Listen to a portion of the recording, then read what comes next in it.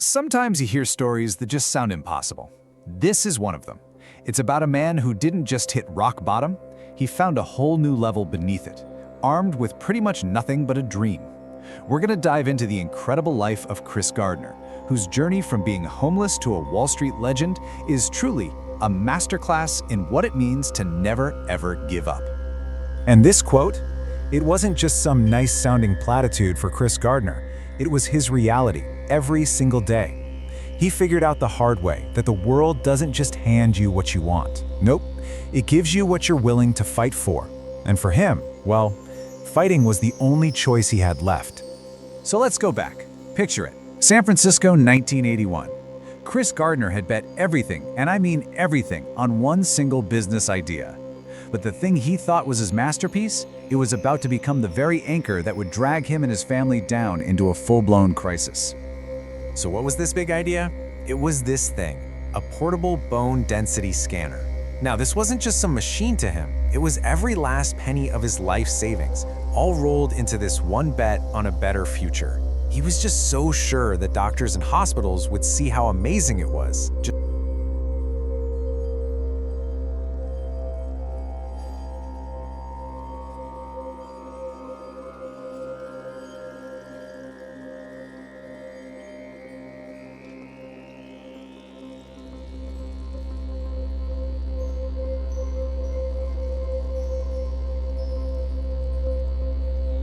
And this failure, it wasn't just numbers in a ledger. It was blowing up his life at home. They were 2 months behind on rent. His wife, Linda, was pulling double shifts just to keep their heads above water. The non-stop stress about money was just poisoning everything, turning his big dream into a total nightmare. But then, right in the middle of this complete downward spiral, something happened. A single, random encounter on the street planted a new idea in his head. A totally different future that he never even knew was an option. He's walking down the street and he sees this guy getting out of a Ferrari. A Ferrari. And the guy just looked successful, calm. It was like he was from another planet.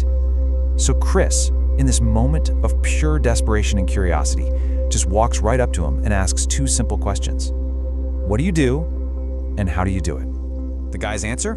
I'm a stockbroker. That one word, it probably meant almost nothing to Chris at the time, but now it was suddenly attached to everything he wanted out of life. So he started watching the people coming and going from the local brokerage firm, and he noticed something that was way more important than the fancy cars.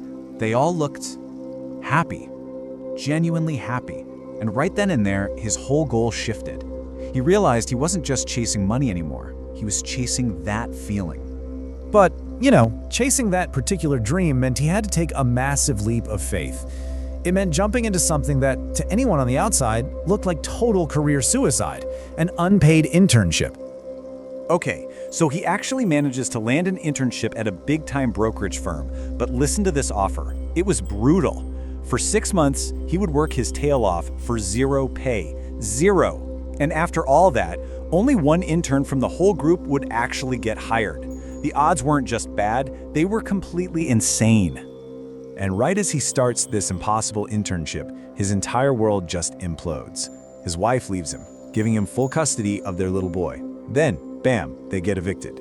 After that, he gets arrested for unpaid parking tickets. And it all leads to the absolute unthinkable. He's a single dad, homeless, trying to get some sleep with his son on the cold, dirty floor of a public bathroom. Now, for most people, that's where the story would end. But for Chris Gardner, this is where his real genius, his real fight truly begins. He had to outwork, outsmart, and outhustle absolutely everyone, all while he didn't even have a roof over his head.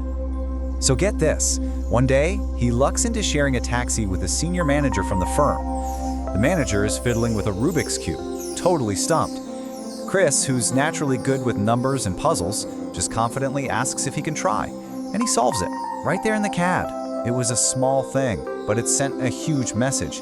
Don't you dare judge me by these worn-out clothes. He literally weaponized time. By not hanging up the phone between calls, he saved about 8 minutes every single day. He stopped drinking water so he wouldn't have to take bathroom breaks. He figured out how to cram 9 hours of work into just 6. Also, he could bolt from the office and race across town to get in line at the homeless shelter, just praying he could get a bed for him and his son that night. I mean, the desperation was just off the charts. At one point, he needed a few bucks to fix his last bone scanner, the one thing he could still sell. So he did the only thing he could think of. He sold his own blood. It's just a raw, powerful reminder of how far he was willing to go just to make it to the next day. So after months and months of this unbelievable struggle, it all came down to one moment. One final meeting with the partners at the firm that was going to decide his entire future. On the morning of this huge interview, he'd just been released from jail for that unpaid ticket. He had no money, nowhere to go to change, absolutely no time. So he had to run straight to the most important meeting of his life, wearing the same paint-splattered clothes he was arrested in. Can you even imagine? So he walks in, and the partners are just staring at him, completely stunned. And to test him, one of them throws this wild curveball question at him, basically asking him to justify his own ridiculous appearance. His whole future, everything he'd been fighting for, came down to how he answered this one question. In his reply, absolutely perfect. He must have had on some really nice pants. With that one little line, he took a moment of total humiliation and turned it into this incredible display of wit and confidence.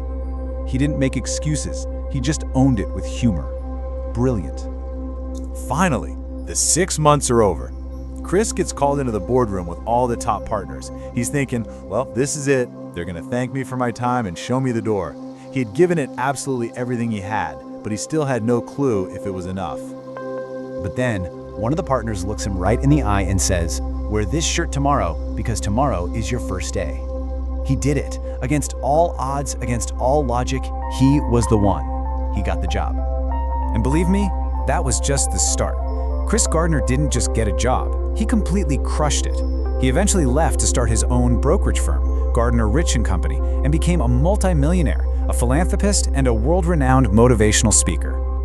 You know, looking back, Chris said that the struggle itself, that fight every single day to provide for his son, that part of his life, that's what he called happiness. Which kind of leaves you with a big question, doesn't it? What part of your own life, what struggle or what victory, do you look at and say, yeah, this right here, this is happiness?